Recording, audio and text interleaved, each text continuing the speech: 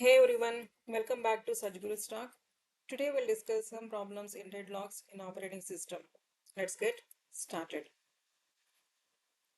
So the first question is, a computer has 6 tape drives with n processes competing for them.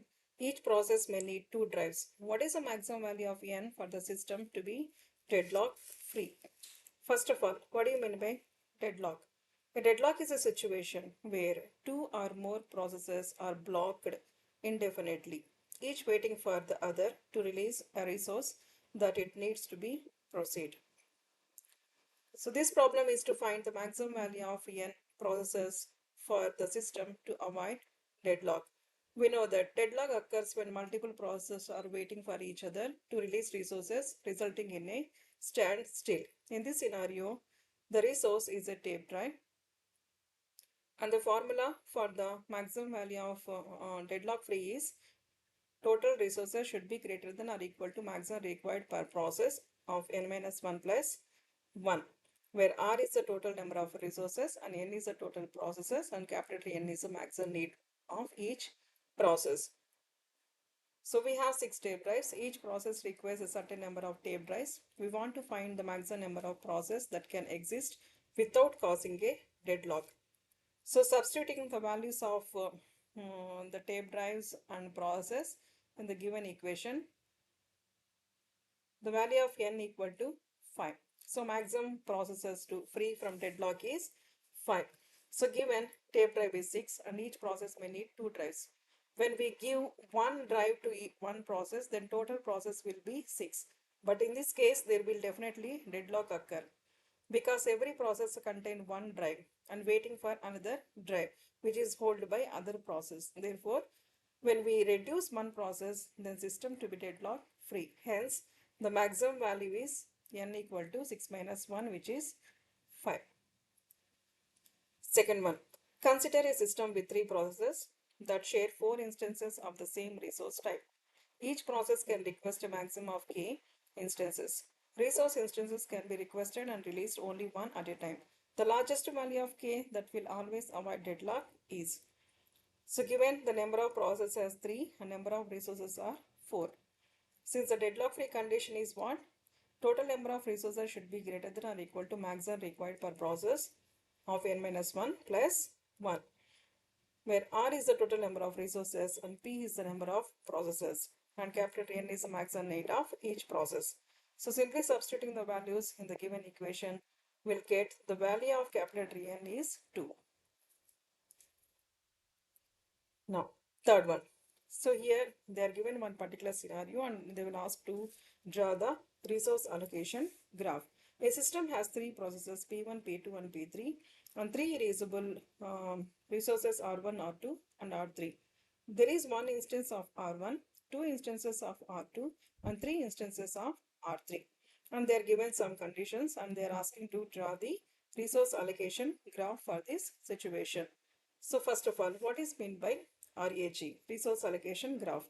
It is used to detect deadlocks by analyzing the relationship between process and resource in the system. It actually visual representation how resources are allocated and released, requested. So if the graph contains no cycles means what? No deadlock. So now we'll try to draw the resource allocation graph. How many processes are given? P1 and P2, P3. And how many resources? R1 of one instance and 2 instances of R2 and 3 instances of R3.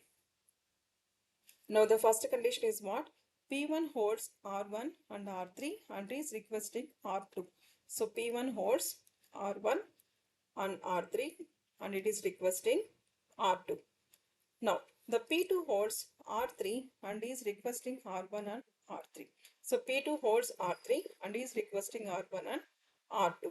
Now the P3 holds 2R2 and R3 and is requesting R1. So P3 is requesting R1 and it is holding 2R2 and R3. Means 2 instances of R2 and 1 instance of R3. So this is how you need to draw the resource allocation graph. A system is having three user processes P1, P2 and P3, where P1 requires 2 units of resource R, P2 requires 3 units of R and P3 requires 4 units of R. The minimum number of units of R that ensures no deadlock. Here the question is to find out the minimum number of units. We know that the number of units that each process hold equal to 1 less than the maximum demand.